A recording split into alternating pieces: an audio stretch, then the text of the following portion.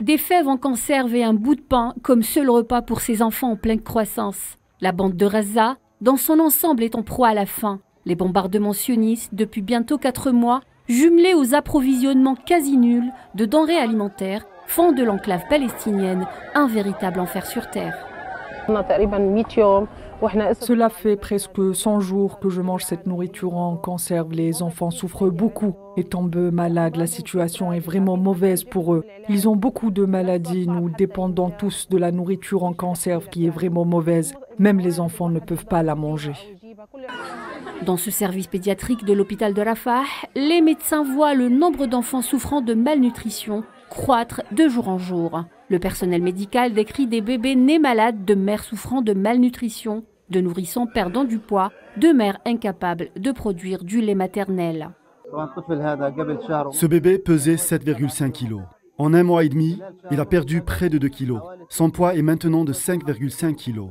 La mère et le bébé souffrent de malnutrition. Il n'y a pas de lait disponible. Cela a un impact sur la croissance du bébé et son immunité. Tout a changé. Je leur donnais des œufs et des pommes de terre au petit déjeuner. Je cuisinais de la viande au déjeuner. Je leur donnais des légumes cuits. Aujourd'hui, il n'y a que des aliments en conserve bourrés de conservateurs. Cela impacte sur les enfants, leur intelligence et leur immunité.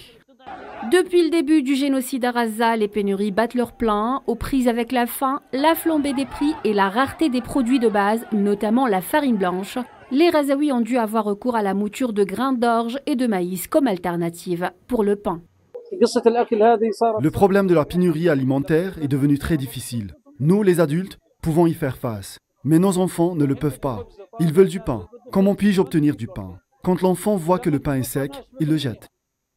Selon l'UNICEF, au cours des prochaines semaines, plus de 10 000 enfants à Gaza risquent l'émaciation, l'une des conséquences les plus graves de la malnutrition.